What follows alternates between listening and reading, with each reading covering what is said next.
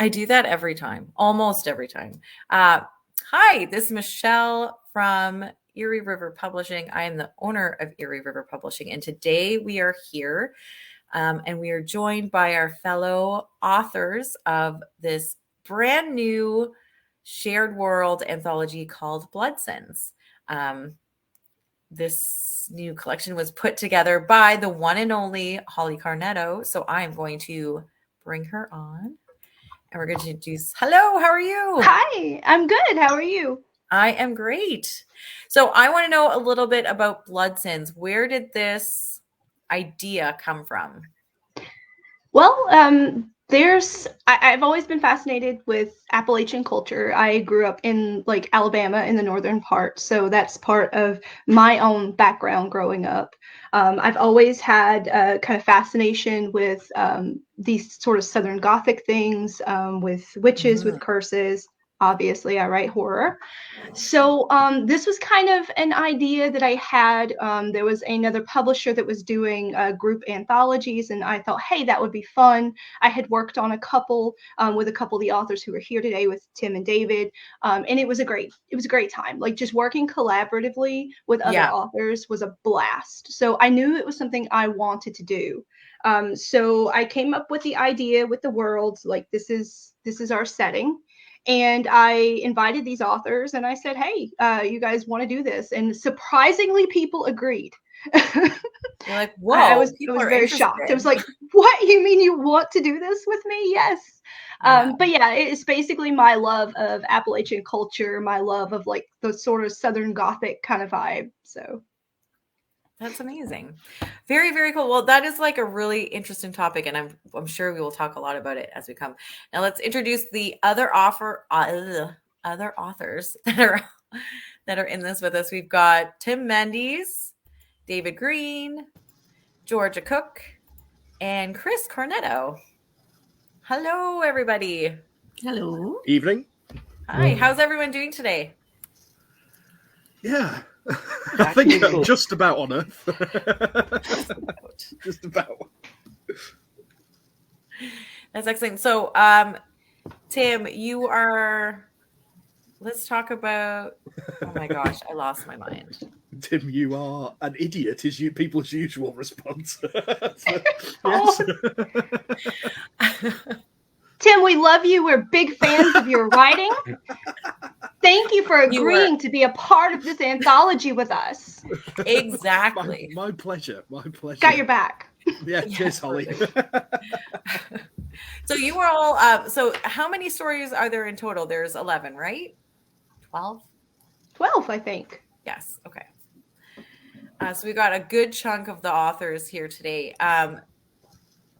And all of you guys were tasked. So how does the actual collection kind of come together? Tell us about the book itself. All right, well, I'll go with this, I guess, and then anybody who wants to chime in. Basically, I had this concept for a witch who was burned at the stake, and when she's dying, she curses this town of Fife and these people who have, burned her. And I asked these authors who agreed to join on. I said, look, this is our concept with a witch who's cursed. I'd like you to pick a family, pick a decade, any time period that you would like, and you can pick any manifestation of the curse that you'd like to for your family. The only things I really asked was there's one central character who's really threaded throughout, who's the witch's sister. So she makes an appearance in most of the stories. I asked for no overlapping of decades because we kind of wanted to spread out the stories across the years. And I think I asked everyone to make a unique curse, so we didn't have overlap with the stories in terms of what curse the family was afflicted from. So we got a really interesting mix. I think one of the earliest stories, I think if we're going in chronological order, David, you might be the earliest story here, or is Chris? I can't recall. David's is earlier. All right. But yeah, so each person picked a decade, they picked a family, they picked a curse, and they went crazy with it. And then the thread story that kind of holds everything together is that the story of the witch and the curse and how all that is resolved at the end. Very cool. Did anyone find it hard writing to like a theme or sticking to a decade or sticking to a word count, Tim? Well, yeah, sticking to a word count, that was an issue. I was a little bit out of the comfort zone for me because, as most people will know, I do cosmic horror. Pretty much that's it. I'll occasionally do a little bit of sort of dystopia here and there, but it's mostly cosmic horror. So this was a little bit out of my comfort zone, but once I got into the sort of feel of it, and also writing, because obviously it's set in the States. Yeah. I had an issue with the right words, if you know what I mean. Right. The right terminology for things. So I spent a lot of time researching what Americans would say to, like, I need a slash, what they would say instead of I need a slash, you know. Ridiculous things like that is what I spent. I'm like, I don't even know what that means.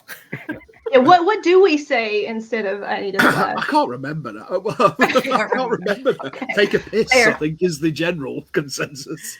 Oh, I love it. Oh, sorry.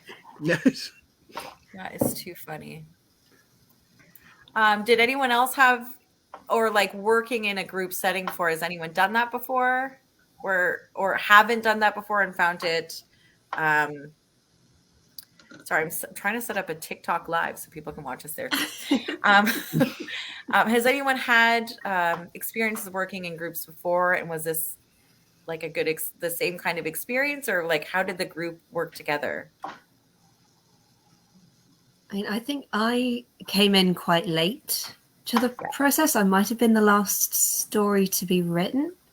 You were. So, yeah. So it was really interesting to see what had already been happening with the book. And then I think I kind of had a bit of a cop-out with my story because it's about a family that moved away from the town where everything is set and how they are slowly dragged back. But yeah, it was really, really nice to see how this world had already developed and then be able to add in my own family to the mix. Yeah, that's pretty cool. Okay. Let's do some readings. Do we want to go in chronological order? Do you think that's the best way? So we start with Holley, because you wrote the introduction, correct? Yeah, but I think maybe let me go last because I wrote the ending sequence, which is a little more interesting than the prologue. Unless you prefer the prologue, in which case that's fine. Well, you can read twice, but whatever you want. No. Like, no. Yeah, there you go. Okay, well, we've already set up. Cannot. Well, you've already kind of set us up. So let's do the reading in chronological orders, which means that David is the first one to go. Are you good with that?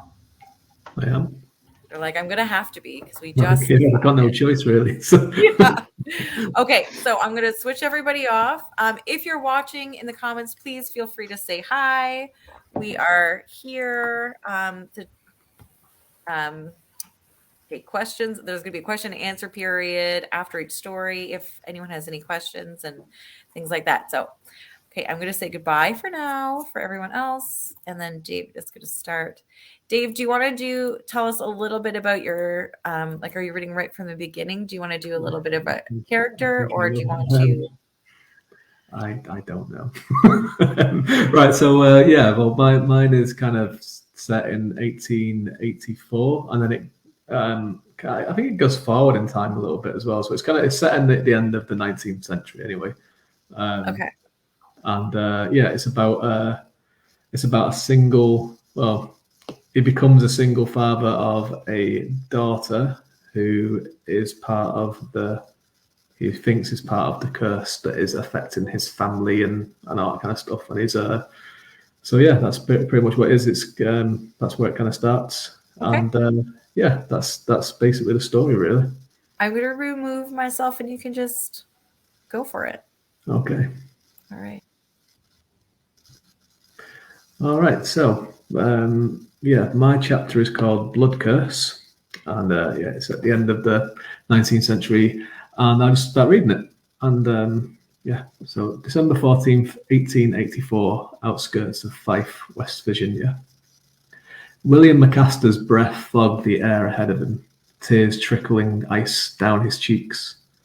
The porch of his shack gave him a perfect view of the giant church under construction in Fife, the one dominating the town, the one they could never finish. It reminded him of the work needed done in his own home, a poor place to raise a family. Can you call a daddy and a babe a family? The cries from his Schlaunch-wise hovel had rang in his ears, pierced his brain and forced him out onto the crisp snow. Jane's had made him want to curl up on the ground, to whimper at the pain and fury in her voice. Instead, he stood there, helpless, as the granny woman from the town pulled the babe clear of the blood slicking his wife's legs, dripping onto the floorboards. It smeared Jane's face too, made her pale flesh white as the surrounding snow. Then the babe added its screams to the hideous chorus, a cacophony that made his bladder weak, bowels too. The child roared, and Jane's whimpers grew into a frenzy. William fled, the child's clear blue stare peering through the crimson gore as he glanced over his shoulder. James seemed to want to back away, but she had only strength left to cry. Now her cries had died, and the babe wailed alone. It hadn't stopped him for minutes. In William's ears, it sounded like a warning. Stay away, if you ain't dumber than a sack of rocks. Creaking steps on the floorboards of the porch told him he wasn't alone. James passed, the granny woman muttered. William bowed his head. Those tears he'd shed were for her. He'd known she wouldn't survive. Jane told him not to worry when she fell pregnant, told him the lurid stories of his family's past misfortune these last 200 years were just that, stories. William wanted to believe her, fooled himself into reckoning Jane was right, said it right. But a voice whispered inside his head whenever his hand fell on the rounded stomach, any time he felt the babe kick. A number sat against Jane's days since the moment he had met her. The curse. William turned, then averted his eyes. The granny woman hadn't washed herself. Blood flecked her face and jaw, covered her forearms and apron. From inside, the babe still wailed, like it could end the entire world by hollering. Maybe it could. I feared it would strike. Always does to my kin. Always has. The child needs you, the granny woman replied, staring off across the snow and into Fife. William cast about for the old woman's name. 1,000 days had passed in the last 12 hours. He could barely remember his own name. She met his eyes, ice-cold blue like the babe's, and a name flew into his mind. Old Lady Bigelow. Ancient. He remembered his pa telling stories of her when he'd spy her wandering around the wilderness. Go to her. William's stomach flipped. Her. A girl. He eyed the sky and the snow falling out of it, making the ground thick and white, and tried to reckon how far he could run on his own two legs. The women in his family. A curse lay on the men. Nothing could shake his belief in that. No, but the women folk? Them's the ones that caused it. That's what his pa said. What his pawpaw told him. I ain't going back in there. I feared I'll see a haint. Your wife's in a better place, innocent. I saw it in her eyes, William, as are you, despite the curse on your kin. But it ain't no haint that puts stones in your boots.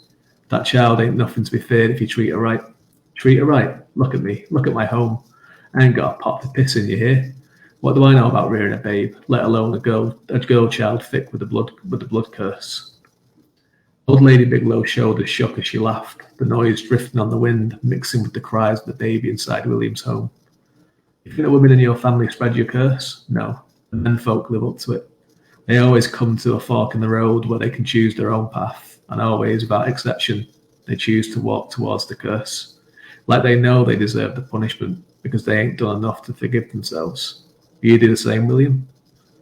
Curse came to me if I chose it or not, he shouted, thrusting a finger towards his home. Jane's dead, birthing that critter. Tell me, did she deserve it? The woman sighed. The fact she wore Jane's blood from head to toe didn't seem to bother her, something that lost on William. He'd lived his own 19 years with tales of the curse, seen all his kin died early through illness and ill fortune, all except his brother, who seemed content to let William bear the brunt of it, and had suffered long in the bitter watches of the night, but he'd seen nothing like old Lady Bigelow. She'd arrived when Jane started hollering, crying for help from Fife. William had spoken to the woman before, but she appeared to know everything about him and his kin. And I think I'll leave it there. Awesome. So how did you get the idea about, if anyone's watching, feel free to comment. We did get an ahoy. Sorry. Hello, ahoy. Ahoy, pirates ahoy. I know, I enjoy that. There's not enough pirate talk, like In general. any in this genre, book. let alone horror. But Yeah. I feel like we need to bring it back every day. You could get someone to write a pirate horror book. Oh my gosh. There That's you go. what my next one's gonna wait. Tim's in the background going, come on. Yeah, Tim's like, let's We'll look. do it. We'll do he's it. kind of horrific and he's a pirate as well. Well, he used to be a pirate. He's already a pirate. How did you get the idea of this book? Of the book. Well, Holly told me so. Yeah, why did I get the idea for this one? Well, I wanted to set it early because I always kind of like to avoid technology in any of my stories if I can help it, because it's always like, how does you're like, how do I explain this? Let's just right, yeah. Because usually, like, especially with horror stuff, it's always like, well, if someone has a mobile phone or the internet, then like they're not really alone, and like isolation is really a key part of horror, I think. So yeah, so that's the kind of a cheat for me, was to kind of go where it's like, well, we'll do it in the olden days then. So that was the first bit, and then I kind of just wanted to do something really kind of tense that was just between like as few characters as possible. That was like about the kind of theme that Holley wanted the book to be about. So yeah, so that's what I kind of stumbled on, and I wanted to kind of really kind of drill into this kind of idea that with the curse that's on the men of this family, that it was as much of a choice as anything else. They kind of brought it on themselves, because obviously they did something in the past where the curse was made, but it's kind of like a self they could easily turn away from it if they kind of were nice and kind to people and all this kind of stuff. So I wanted to kind of explore that, where it was like, people living up to this curse, I suppose. Yeah. And yeah, that was it.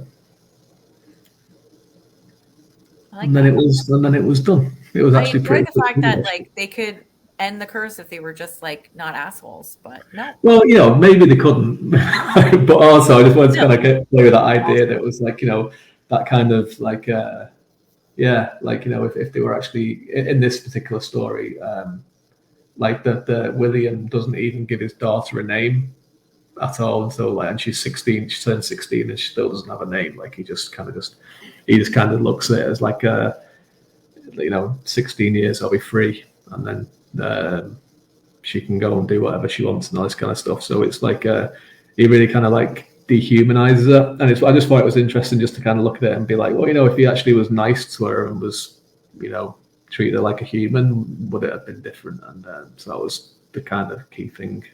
Yeah, it's about marriage, really. Still nice. Yeah. Okay, we've got a comment. This is about pirate horror, not pirate horse. That's already a few books out there. Tim claims that he's written one as well, and you published it already. Yeah, I'm being reminded that I have published pirate horror, but I mean like an entire book. Yeah. Yes, that's what I meant. I didn't forget what I've published. Didn't you? No. Didn't you? No. All right. Well, thanks so much for reading. That was great. You're welcome. We will chat back later. Right now, I'm going to bring up our next author. I'm sure I'm going to do this correctly. Chris is next. Chris, are you ready? Just a thumbs up. No, just a stoic stare. No, I'm joking. He went like this. Hi, how are you? Pretty good. Good. So your story is next chronologically. What year or decade did you choose? It's 1911. I looked up drought years in West Virginia, and I picked one of them. So very cool. I love how everyone really did a lot of research for this collection, this book, like Blood Sins, because everyone, it seems like, really wanted to make it as authentic as possible for that region and everything else. Yeah, I Was tried. there? Yeah. I would say I tried to do the research because mine was one of the earlier stories, and I didn't want to set the tone for anything that was anachronistic or wrong or something. So I Yeah. looked up, the last names that were common in the region, the occupations, the household Really lifestyle. Yeah. So made a point. amazing. I love when people do deep dives like that. That's so cool. It brings the story to life. Was there anything else in like the? Why did you choose to go so early?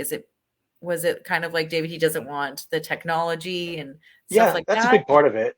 I was, I'm not a Luddite, but I was a late adopter of smartphones. So, and I do think that they take something away from horror when everybody's at your fingertips right there, the isolation. Yeah.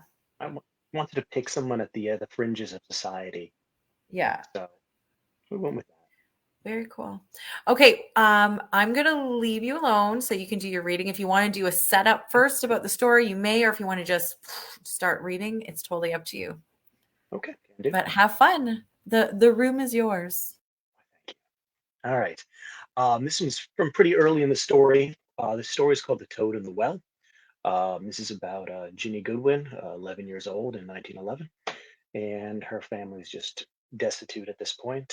They're out of food, their well's dry, and she's been bringing water from a well in the woods. You can probably guess what's going to be there. So, without any more ado, uh, Toby gave a low whine as they drew near the well. Fur bristled along his spine. Ginny smoothed the dog's neck. Easy, boy. There's no one here but us. And despite her words of reassurance, she cast a wary glance at the broken stone hut. It hadn't been lived in for ages. The roof had collapsed and decayed to nothing. But she still refused to go inside. She couldn't explain why it spooked her, but if she tried, she'd say the shadows didn't sit right on the ruined walls. Unlike her and Toby, Marigold, that's the cow, had completely forgotten her fear.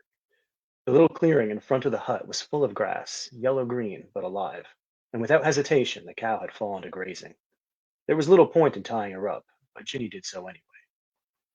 There was no sense drawing water while the cow fed, so Ginny took the time to forage. She didn't trust the twisty roots and blood-red berries that grew in the weed-strewn garden behind the hut, so she set off into the forest in search for greens as she'd been doing the day she found the well. Toby stuck to her heels, eager to be clear of the hut. So was she, though she tried not to admit it.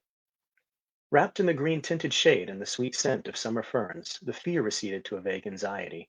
After an hour, her kerchief tied around a bundle of chicory and dandelion, she turned with reluctance back toward the ruins. When she got there, she found Marigold no longer eating, but staring at the well. And perched on the rim, staring back with bulging golden eyes, was a fat, gray toad. The toad shuffled to face her. So, you're the girl who takes my water, it croaked. Toby barked and retreated back to the forest, where he growled from between the trees. Ginny stopped in her tracks. Critters don't talk, she stated firmly. The toad's face stretched into a wide grin. Is that so? I guess no one told me. Its chin swelled and emptied rapidly, as if it were chuckling.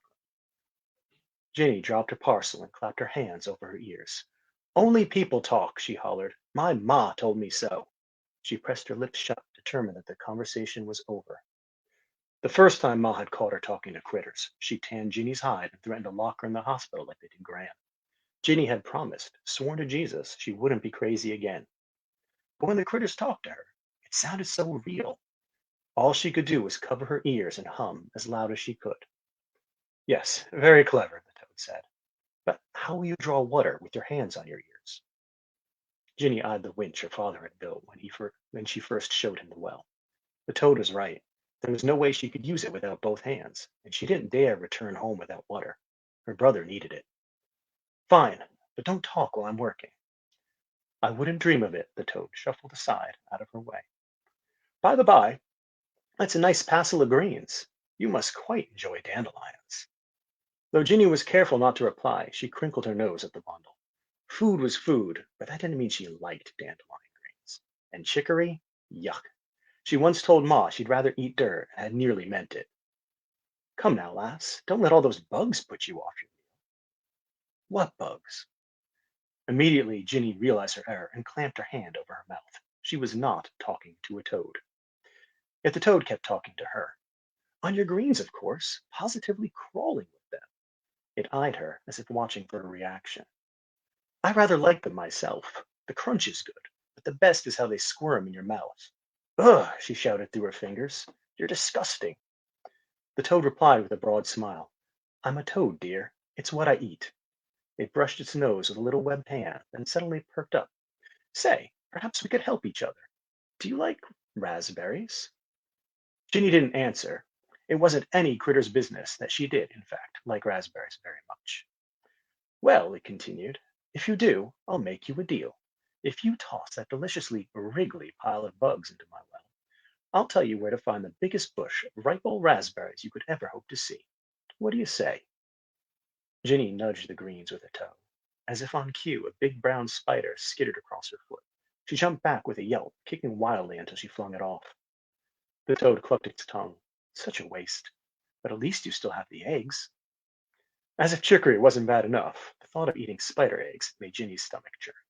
After a cautious inspection, she picked up the bundle and carried it to the well. She knelt on one knee and looked the toad in its gleaming golden eyes. How do I know I can trust you? I'll tell you what, it replied. I'm small, and you're so very big and strong. So if I'm lying about the raspberries, you can come back and crush me with a rock. Fair? It was true. She could easily squash the toad if it lied. Promise? It sat upright and placed a hand on its speckled chest. Toad's honor. Ginny didn't notice Toby until she nearly tripped over him. He crouched, tail between his legs, and set his chin on her feet. He looked up at her and whined. It's okay, boy. If he's lying, you can help me squash him. And with that, she dumped the greens into the well. And that's where I'll end. So where did this awesome. So where did this character come from? Like, where was this idea? Well, it started with the toad. I was actually walking dogs with Holley one day, and sitting in like a little drain pipe was this fat little toad watching us. She found it, like bigger than my fist, just filling up the whole thing, staring at us. And that guy became the toad in the well. And I just thought of him as like a bad influence. He's going to get some little girl to do one thing, and then something a little worse, and then something a little worse until she's in over her head. Very cool. Yeah, I like that concept of just, yeah. Well, because it happens in real life. Like, people do that in real life. It's not just toads. That's true. Not always toads. Yeah, it's not always toads. So yeah, no, excellent. Very good. You don't normally write, from what I gather, horror. So how was it switching kind of gears to write something scary? Well, I write some horror adjacent stuff. I mean, I've got some dark fantasy stuff out there, but yeah, full on horror wasn't my thing. But when your wife asks you for a story, you write a story. I figured the closest I'd get, as you can see, I obviously went with more of like a dark fairy tale vibe on this one, because it is from like a child's perspective. Yes.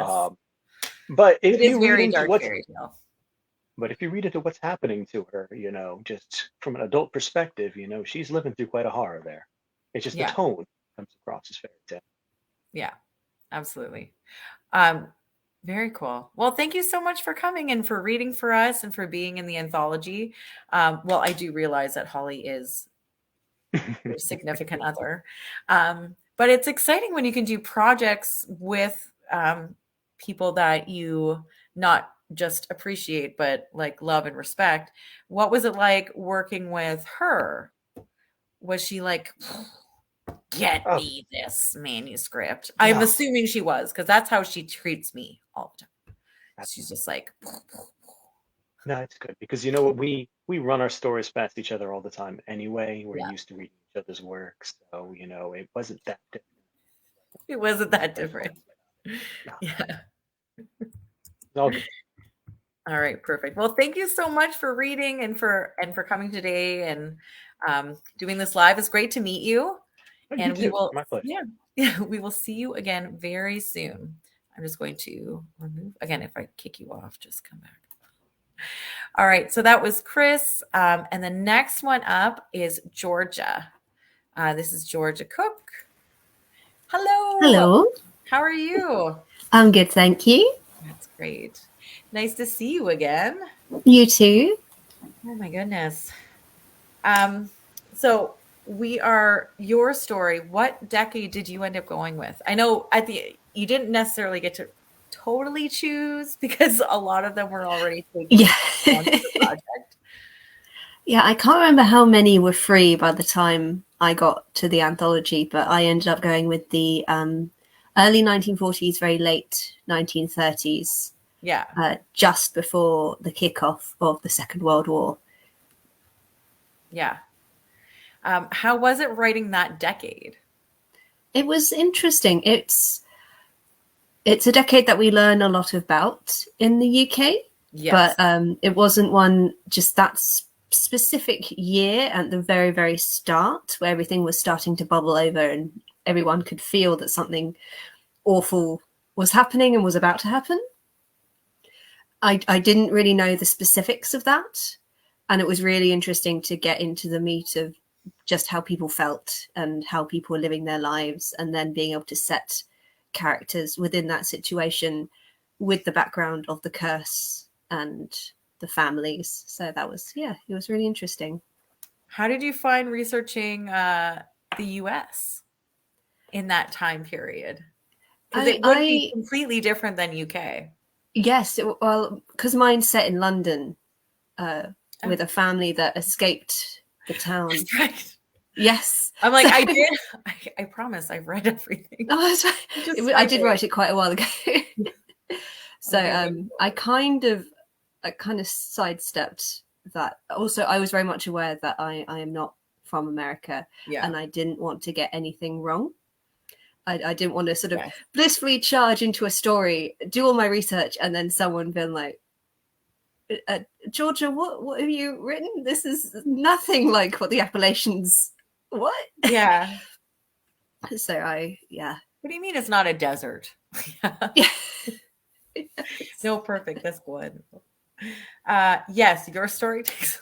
I think yours might be one of the only ones that are outside of America. Oh my gosh. Do you know what? I'm going to stick my foot in my mouth again. So I'm just going to stop. That's right. I think it's, I really like the idea of course, once people realize that there's a curse on this town, some of them are going to run. And I really like the idea of, a lot of people did migrate from America to the UK during that time period. And it was quite interesting to see that in as well. Yeah. Okay, so I'm going to let you get into your story, do the reading, and we will, if we have any questions, again, please put them in the comments and we'll chit chat. But thank you. The floor is yours. Thank you. So my story is called Edith, and I will start from the beginning and I'll work a little way in. There was a little girl outside, swinging on the garden gate.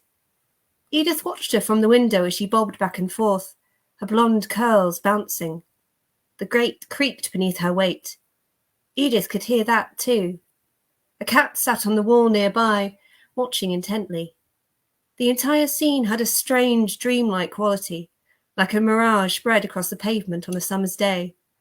If she closed her eyes, Edith knew both girl and cat would be gone when she opened them, the gate simply swinging in a summer breeze.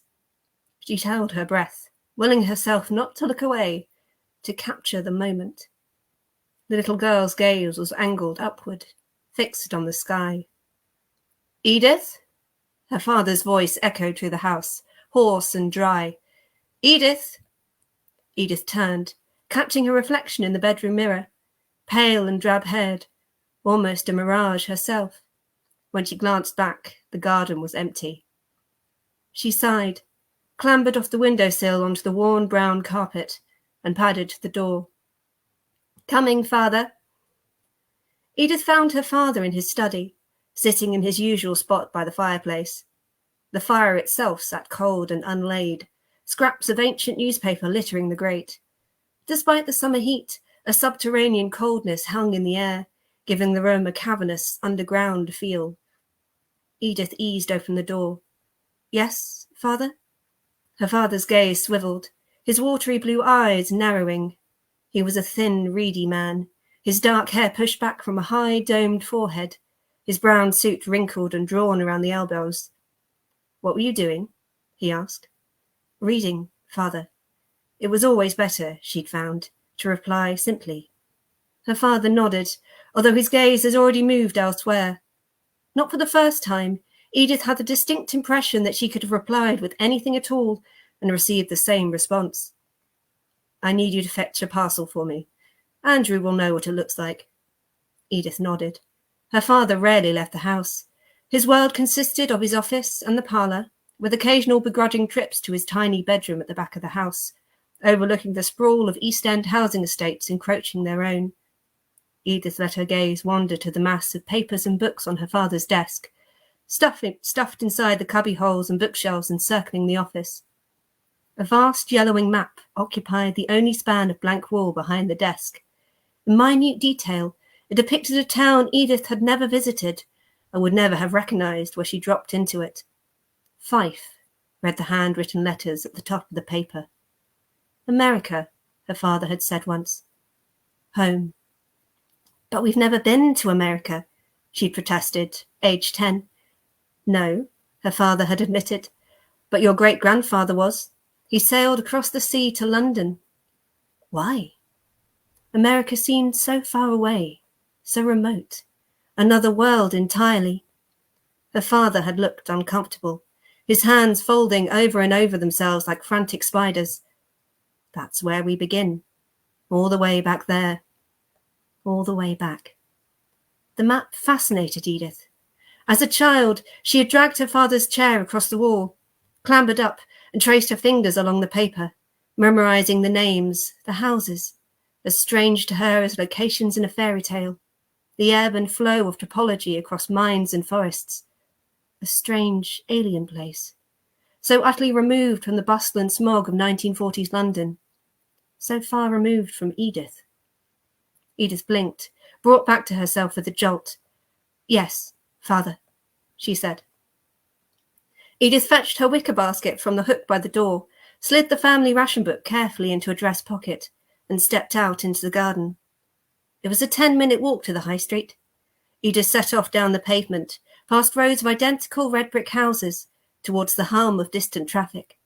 The late summer heat prickled her cheeks, rising from the ground in waves, wrapping itself around her like an uncomfortable blanket. The air lay hot and still, disturbed only by the occasional fluttering breeze, the dregs of September stirring across the city. The East End of London bustled with life, tradesmen and housewives, students and children, all enjoying the final flush of sunshine. For a brief, blissful moment, the world felt almost normal. Well, as normal could feel. As she rounded the corner onto the main road, Edith lowered her head, quickening her pace. Here and there, from dark corners and cramped alleyways, flitting across the road like wisps of newspaper, the dead kept pace.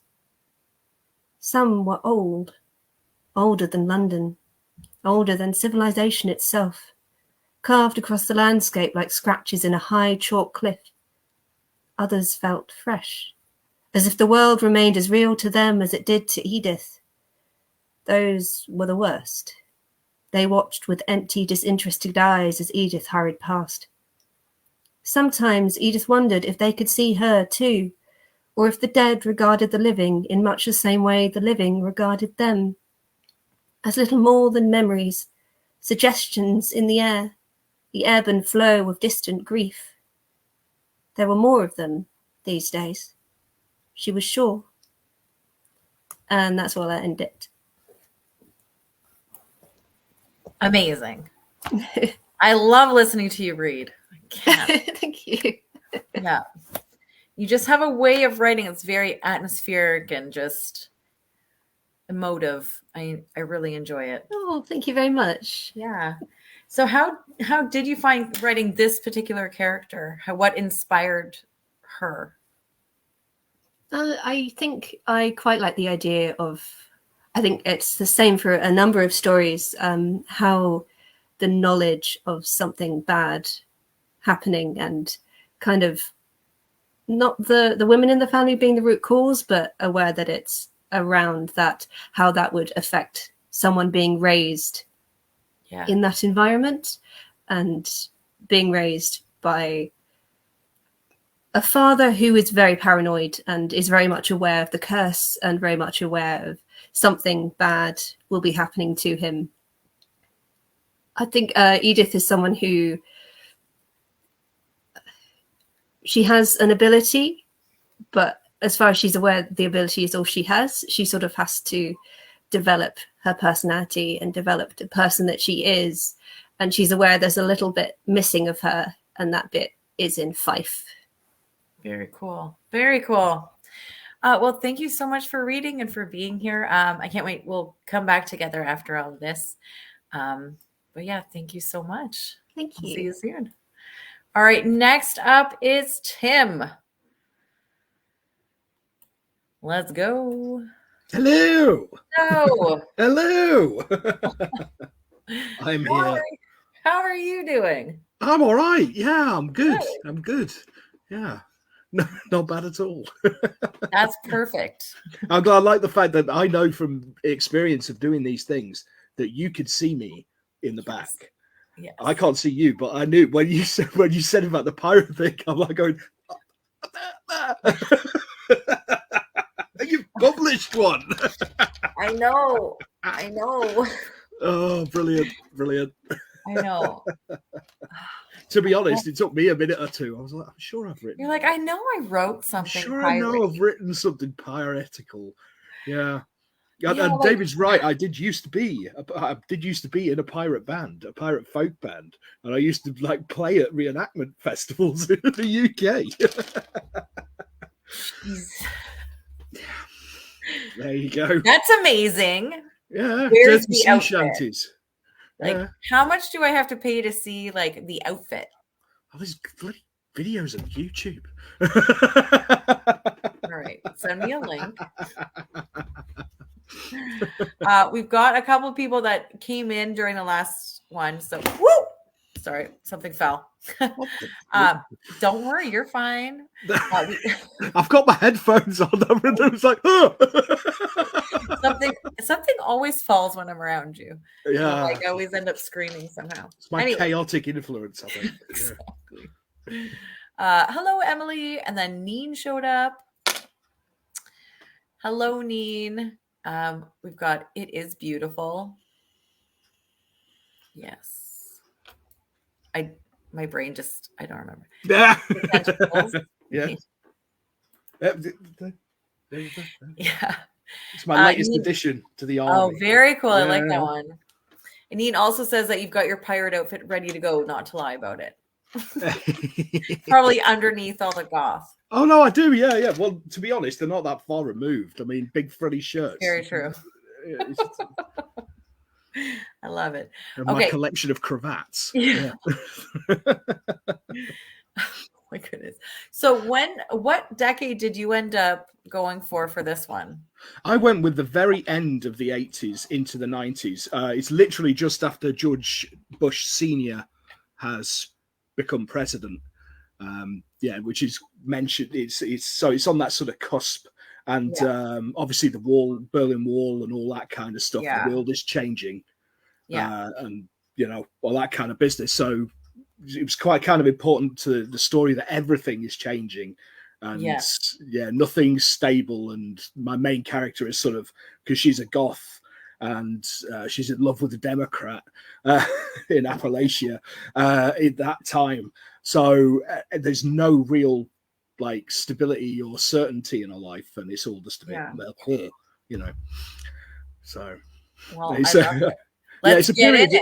It's a period I sort of know a lot about anyway. So I kind of copped out on that one. I'm like, I lived through that. Same. So that's exactly.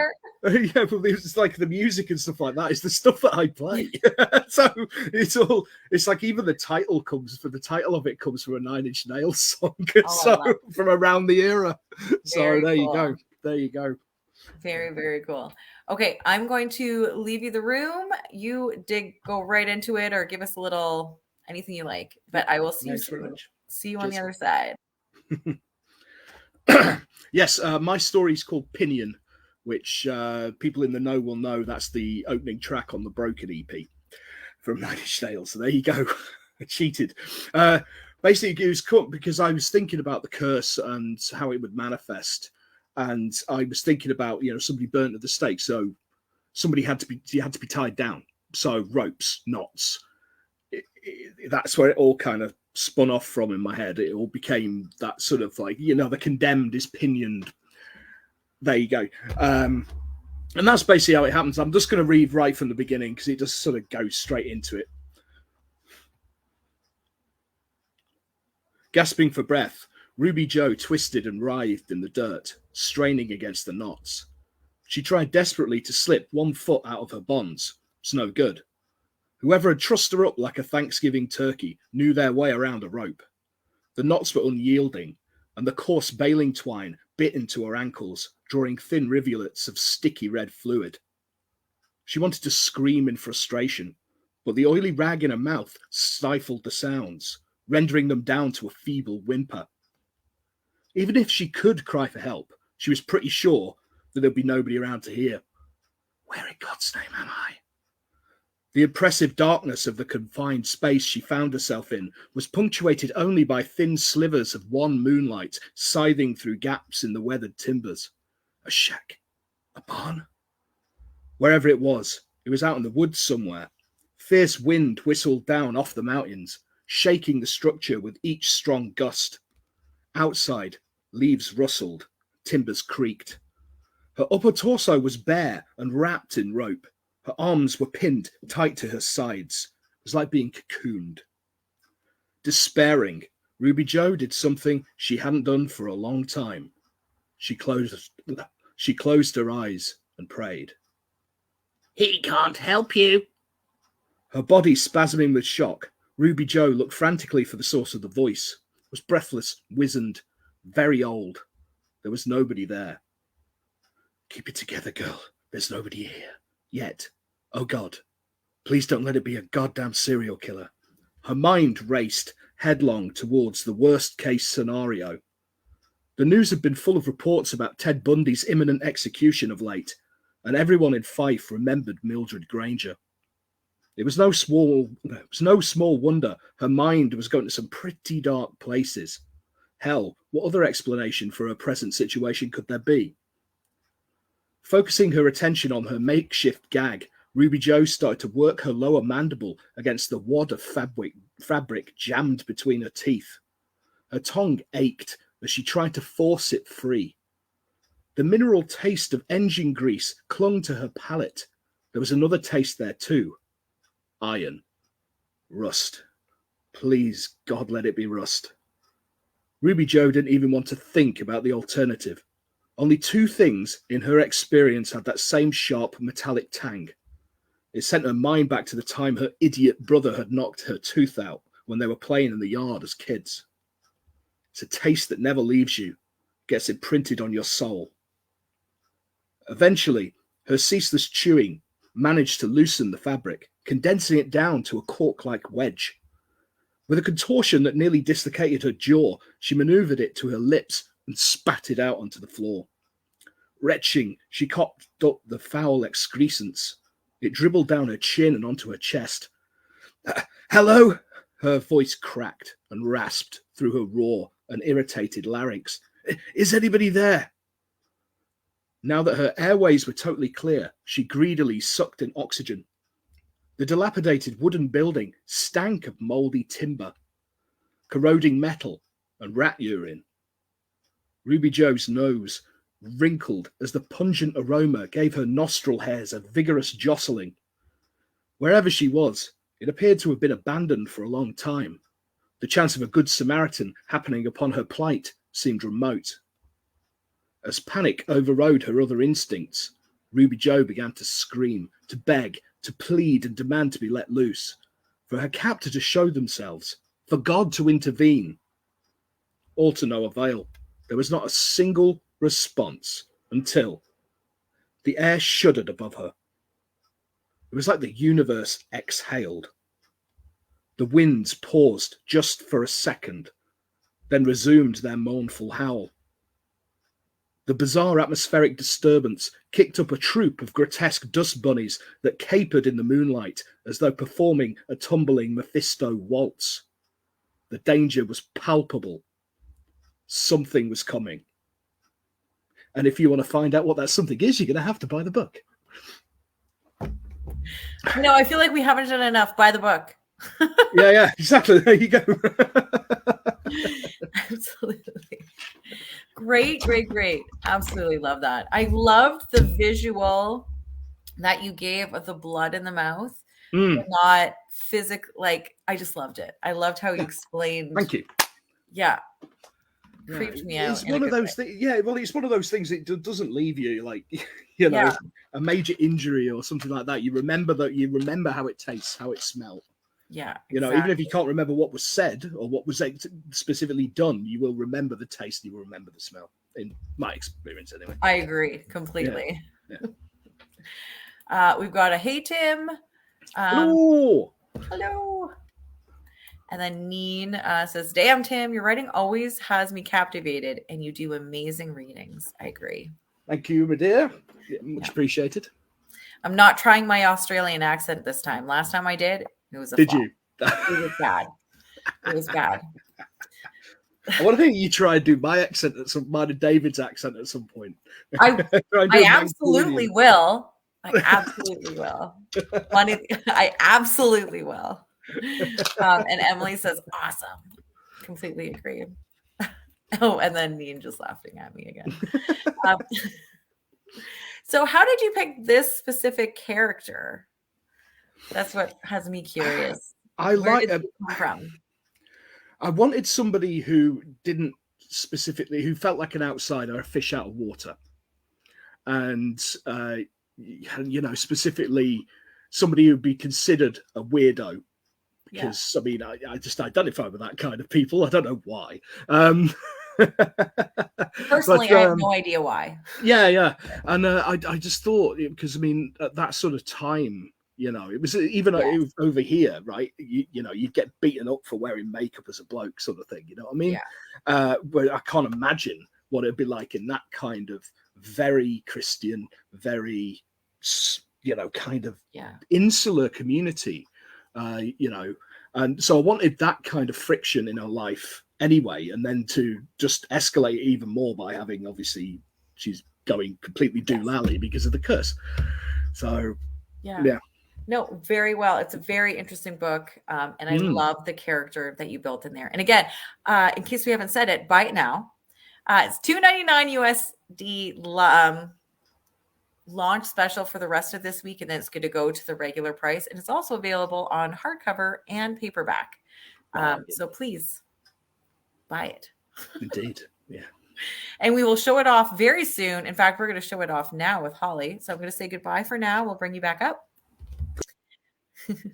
Holley. There we go. We're bringing it up. Ooh. I have to admit, I love how that cover turned out. It's gorgeous. I love it. I don't know why, but like when I made it, I was like, man, this has such cool like 80s like vintage horror vibes. Yes.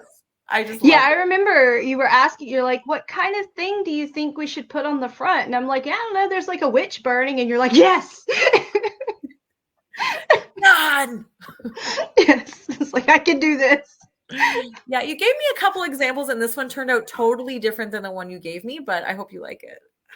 No, I was really happy with it because it screams like, I don't know, just full horror vibes. Literally there. Screams. It literally screams, yes. I love it. So fun. So glad you enjoyed the book. So we are coming up to the finale. We're at the epilogue now. Did you want to talk about it a little bit, or? Yeah, just a little. I'm like, I feel like I don't want to ruin anything. So. Yeah, so I'm not going to get into too much spoiler territory, but let me tell you all what these people did to me. So they wrote fantastic stories, like just really excellent stories. And they give them in, and, you know, I'm reading everything and trying to think about how we have to thread this all together, right? It has to end somehow. And I was just struck by, the sheer, like, because everything was in a different decade, and some people did like dark fantasy, some people did straight up horror. I'm like, how do I tie all this together? Because everything was very good, but it was also very unique. And that was one of the things I loved about it. But it also made it really challenging when it's time for me to like tie all this up and make it make sense somehow as a whole. Yeah. So that's what I did or tried to do in the epilogue, is try to take these characters that appear in throughout the other stories, to tie them in, to give everyone kind of a role in this like big final, this big final chapter epilogue. Okay. Very cool. Yeah, that word. We've got a question from Emily that I'm just going to ask before you get right into it, because I think you're the one that's going to be able to answer it. Is how did West Virginia get picked? So I picked West Virginia because, like I said, I wanted something set in the Appalachian area, because that's where I'm not from West Virginia, but I'm from Alabama. And so I'm used to that culture. I grew up in that environment. And I wanted somewhere with mountains and where they had a mining industry. And West Virginia, back in that time, had the huge mining industry. They still have some now. But throughout history, they had like a big boom in that population. They had the mining towns. And I wanted to give people, because we were doing several decades, I wanted to give them variety. And that area has changed so much through the years. Everything from like this old fashioned like mining towns with company stores to, modern day where, there are places with trailer parks, and there are just all kinds of stuff going on. So I thought it would be a neat place to set it. I love how you thought about all of that stuff. I do sometimes. Your brain is brilliant. Shocking. I know. Amazing. It's almost like I planned this. I know. But no, that's awesome. Oh, Emily says, I'm from Virginia. Oh, hi. Two of our authors are from Virginia. Austin and Sarah Sheary are in here, and they are both Virginia-based authors. Very cool. So there you go. Okay, well, I'm going to leave you alone so you can read, and then we're going to bring everybody up and have Michelle, I can't hear you. Why not? Did you mute, or did I mute? Did you mute me? Nope, I can hear you now. Lady, what did you do? Okay, I'm going to say goodbye myself, and then we're going to bring you back up. Okay, just take the room. Enjoy it. Yes, ma'am. Ciao.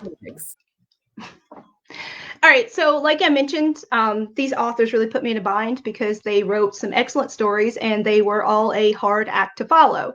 The people who were invited to this anthology, I had read several of their stories and am familiar with their writing, and so I knew going in that they were going to be great stories, and I might have bitten off more than I could chew. So the epilogue, we're tying everything together, and my main character is a woman named Rhonda Gilland. So I'm going to start and kind of give you the introduction to her. I'm not going to take up too much time because really I want the other authors to shine. This is theirs as much as it is mine. So I'm just going to read a very short excerpt where our main character, Rhonda, is introduced. Rhonda Gilland mopped the sweat off her brow with the edge of her apron. The smell of smoke wafted from the kitchen as she piled plates on her tray, burgers and fries, a shake, a bowl of soup, and headed into the dining room. At 56, she was getting too old for this double shift bullshit. "You all right there, Earl?" she asked a grizzled old man at the counter. "I'd be better if you served booze." He laughed like it was the best joke in the world. She rolled her eyes and turned to the booth by the big window. Big Jim Nelson and some of the other miners from the night shift huddled over steaming mugs of coffee. They called him Big Jim not because of his size, but because his personality could fill a room. Tonight, however, he swirled the spoon in his mug listlessly. She placed the order down. "That be all for you now." Jim grunted. "What's got your britches in a wad this evening?" she asked as she refilled their coffees. "Something happened at the mines?" It was the question on everyone's minds as the bodies of all those teenagers had been found burned up a couple months back. The sheriff had no leads. The tragedy had sent the town reeling. It was Jim's colleague, Frank Howard, who answered. Yeah, one of the new boys came up from the shaft. Wrong. Wrong. In the head. He was mumbling and shaking like a leaf, pale as a ghost. Did he say what happened? She asked. No, Jim cut in. He wasn't talking sense. Kept saying she'd return, mumbling about the mountain, about something inside the mountain. Secrets buried deep, he said, but not deep enough to cover the smell of ash and blood. Frank took a sip from his mug before continuing. Normally, we'd not think much of it. Not everyone's cut out for the mines. He certainly ain't the first one to come back up a mess. But after the massacre, all them kids dead. He shook his head, unwilling or unable to continue. Everything's going to hell, Earl offered from his bar stool, turning to face the miners at the table. Damn blight's spread. McCready said he ain't going to have much of a harvest this year. Rhonda placed the carafe back on her tray. McCready's property bordered hers at the rectory by the old church, her sole inheritance. She'd been living there alone since her daddy, the Reverend Gilliland, died. The town hadn't bothered to elect a new minister. These days, the folks interested in religion went to the Snake Church, a bunch of zealots as far as she and Daddy had been concerned. But since the church in town had closed its doors, there wasn't anything else to offer the God-fearing folks of Fife. If the blight had spread to McCready's property, hers wouldn't be far behind. The little hairs on the back of Rhonda's neck rose. She'd heard rumors about the town of Fife. Animal attacks, kids from the trailer parks going missing with no investigation, black dogs howling in the dead of night. But she'd never put much stock in them. The oppression weighed down on people, crushing dreams and spirits, but lately it was more than a bad feeling. There was no denying the string of misfortunes had befallen the town. 3 hours later, when her shift ended, Rhonda hung up her apron and headed over to McCready's farm. All right, I'm going to stop there. Yeah, I enjoy this character. How did she become? Well, like I said, I had this gargantuan task of tying all these things together. Yes. So I looked at the existing stories and I tried to find a character who would fit somewhere in. So there was a very lovely story by Erie River's own S.O. Green. And I found in her story, or their story, I'm so sorry, their story, a seed from which to build this character. And so I won't give away more than that because I don't want to spoiler, but I found a seed for that. And then sort of similar to what I guess Tim was saying, I kind of too wanted a character who was a little more on the fringe of society in ways, who had this sort of insider-outsider view of what was going on in the town and who doesn't always feel completely accepted. And I also wanted to do an older female protagonist. So you combine all those things together and bam, that's how Rhonda came to be. That's Rhonda. That's Rhonda. That's excellent. Well, thank you so much. Let's bring everybody back up and we can talk about working in, see if anybody is watching and they have any questions for anybody, specific authors, please put them in the comments now. I'm just going to bring everybody up. Let's start with Georgia. Looks like she's ready. Hi. And then David and Chris. Sorry. Oh, I'm just going to put my volume down a little bit. Now that we're all back, if anyone's getting feedback, let me know. But how was it? Oh my gosh, I had a question and then I lost it. If anybody has any questions, please pop them in the comments.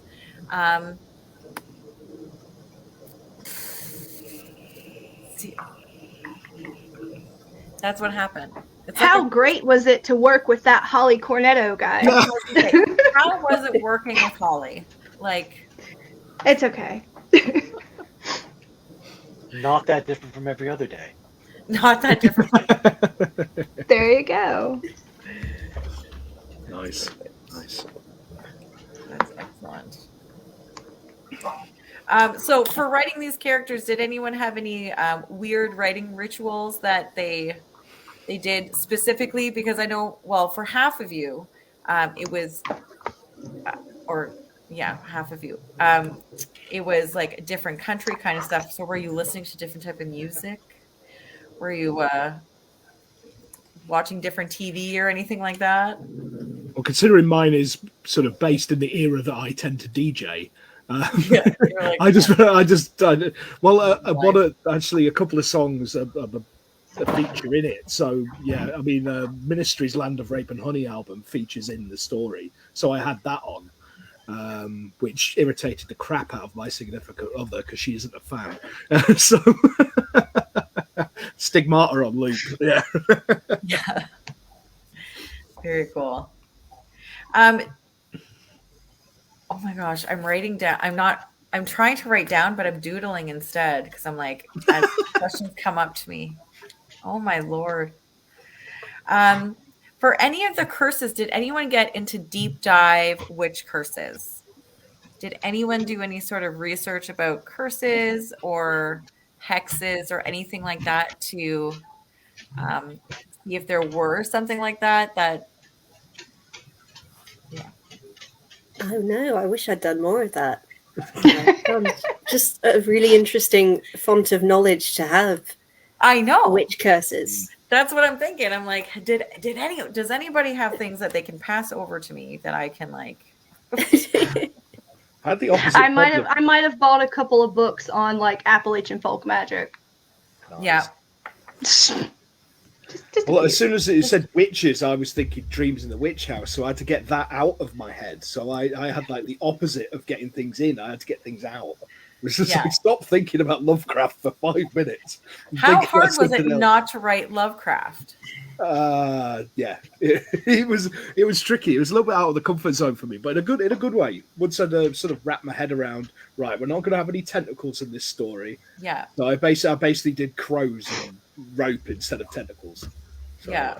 I even have rope acting like tentacles. So there we go. Now, Dave, you don't write horror very often anymore. Anyways, how was it getting back into like the horror mindset for this? Well, I wrote this about a year and a bit ago, so it's so it was pretty much during that time. But I think this is the last horror story that I've written, actually. Oh, is it?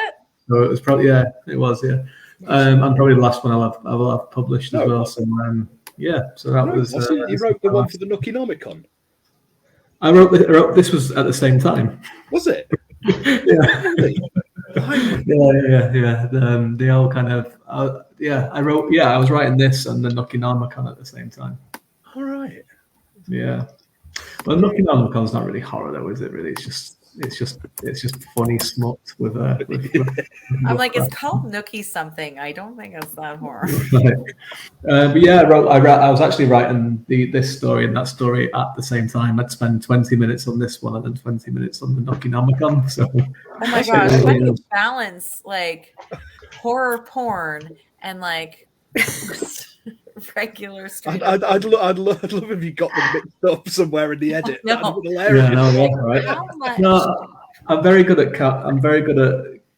that's how I work anyway. Like I usually work on 2 or 3 things at once, so I can just kind of like my brain just switches to something else. So I was like, okay, carry on Cthulhu for 20 minutes, and then I'm going to do this horror for Holley for 20 minutes, and then I'll go and do something else. Excellent.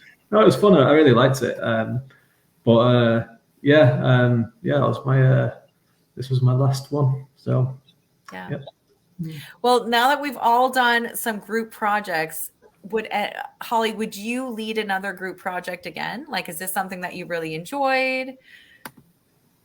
I think that I could do it better the second time around because we ran into a lot of issues early on. We had some authors drop out. We invited new authors. We had an issue where we started with a publisher and that publisher dropped all the projects like this. So we had to find another publisher and we ended up here. And I think I know a little bit more about like how to manage expectations. I felt and still do feel really lucky that everyone who agreed did agree, because especially this group we have here with Georgia, David, Tim, and Chris, because each one of them, it's a little bit out of their wheelhouse, as they've mentioned. Like with Georgia, it's set in a different country that she's not as familiar with. With Tim, there's that too, and the fact that it's not cosmic horror. David's writing mostly fantasy now, although he is a very talented horror author, so we will miss you, but I'm very flattered to have your last horror story. And then Chris writes a lot of fantasy and dark fantasy too. But I think, especially with this group, like it's just, it was kind of a stretch. And I made a list going in of like, these are the people I'm going to invite and see if they, you know, if they say yes, and we'll see how it works out. And it ended up better than I could have expected. It really did. Oh, very cool. Would all of you do another group project, or are you like, hell no, never again? Yeah, I would do one if I was asked. Yeah. Yeah, absolutely. Yeah, I'm running several as it is, so. You're running several. Yeah, I've got a couple on the go at the minute. Holy moly! Yeah, I've done loads of them now. I know. I've run several. What about pirate horror? Is that on your list now?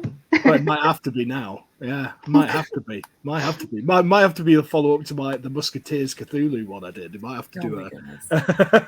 I love it. Yeah.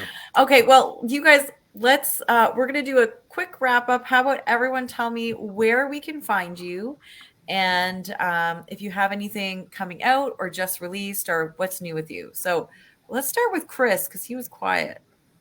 Yeah, kind of am. I mean, I had to sleep my way into this anthology, so. Probably not. No, I'm just gonna. No, don't even play on that one. Yeah, I'm stopping now. Like the foot's only partially in the mouth. Where you can find me, you can't. I'm a ghost. No, I'm a teacher, so like I don't have an online presence because that must be. Which makes it tough to be an author, but I know. I was gonna say, like, how do people find your books? You crazy person. They don't. They don't. I've actually got a novella coming out sometime, probably next year. So a dark fantasy. Oh, very cool. So when that comes out, maybe I'll break my habits. But for now, I'm hard to find. I've got some stuff scattered around, some magazines, medical stuff. So if they're looking for me, they'll find me. Okay, cool. You know where to find them. In Holley's butt. David. The best place to find me is my website, which is davidgreenwriter.com. I have nothing out for the next while. I think I'll have a bunch of stuff out next year, maybe. None of it is horror, so this is the wrong crowd for that. Oh my gosh. I think I might have 4 or 5 things out next year. I don't know. We'll have to see. I know. Well, we published In Solitude's Shadow, which is also by Erie River, as well as Path of War. Mm-hmm. Also, yes, not horror, but they're dark and traumatic for a lot for people. The traumatic for me to write them a lot of the time. But, sometimes traumatic for me to read, but it was great. That's what we have. Excellent. All right. Holleran's got horror. Holleran's got horror. Holleran is going to get more horrific when you appear in it in the next book. I cannot wait. I'm still doing that. I'm really wedded to the idea of having you inside one of the books. Yeah. We've had the discussion. It's happening. Nice. I like it. So, Tim, where do we find you, and what do you have coming out? You can probably best place to find. I'm usually found lurking somewhere.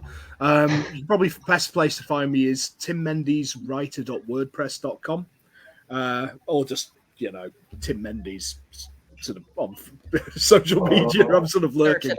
Yeah, I'm easy to sort of find. Sort of usually waffling on about nonsense.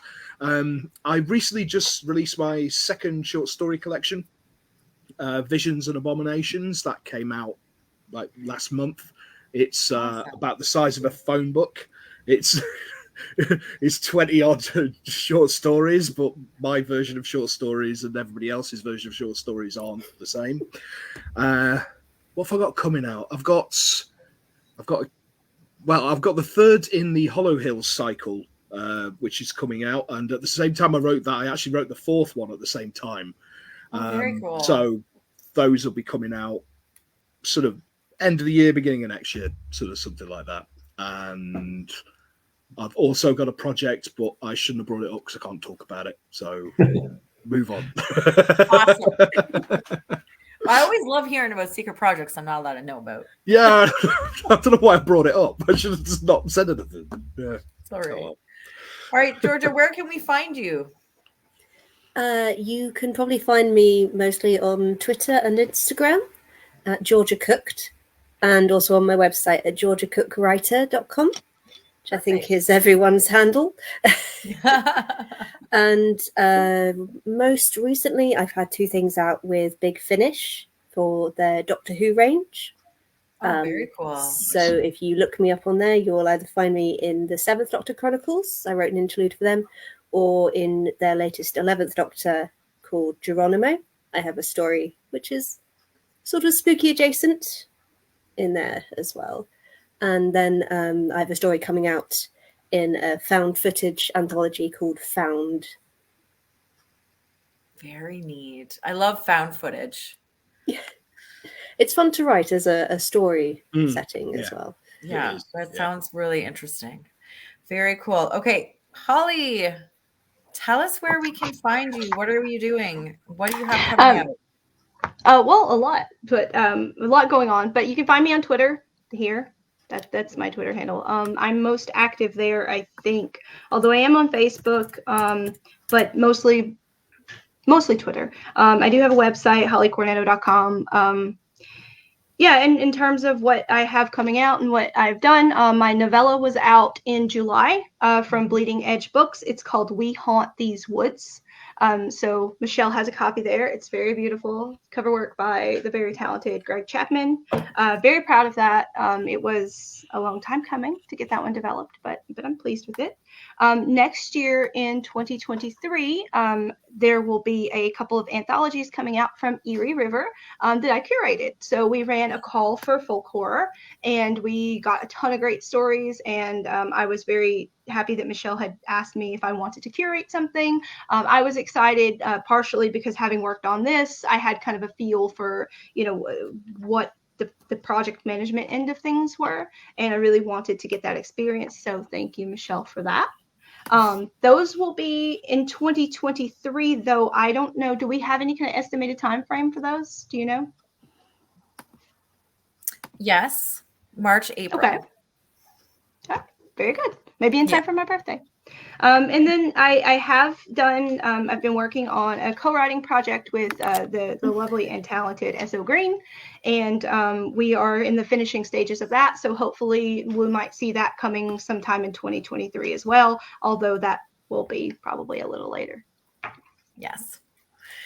So many exciting things going on. Oh, and Tim. I probably should have mentioned, I knew there's something else I should have mentioned, the fact that I'm actually running I'm running Erie River's open Cosmic Horror Call, which is open now. Yes. So for any authors out there, send me your tentacles. Exactly. Yeah. We're doing a short story call for Cosmic Horror, and it's open until November 15th. So you still have some time. Patrons get an extra week to submit, and they get 2 stories instead of 1 story to submit as well. So check out erieriverpublishing.com, and that's where you can find all of Erie River stuff too. So erieriverpublishing.com. Our link tree is Erie River because we are on everything. We are on TikTok. We are on Twitter. We are on YouTube. We are on Instagram. We are on Facebook, which is where you are watching us from. But thank you so much, everybody, for joining us and for reading. Thank you, everyone that came by. That is Bloodsins, the sexy, sexy book. We've got a couple more comments. We've got Tim is such a cultist. David being able to compartmentalize and do things is a superpower, and it is. Also, pirates versus darklings. We need to have a discussion about this.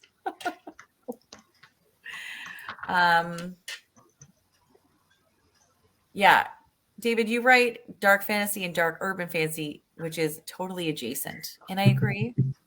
Shelby is just stopping by. Oh my gosh, we're getting so many. That was awesome. Nice to see you all. Okay, I think that was it. Oh no, more came up. And then, wow, Tim, that chuckle. Yes. Okay, that's all I'm putting on, guys.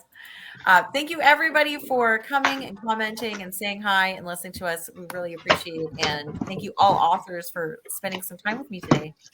So thank you so much. Have a great day, everybody. Again, buy the book, Blood Sins. Yeah.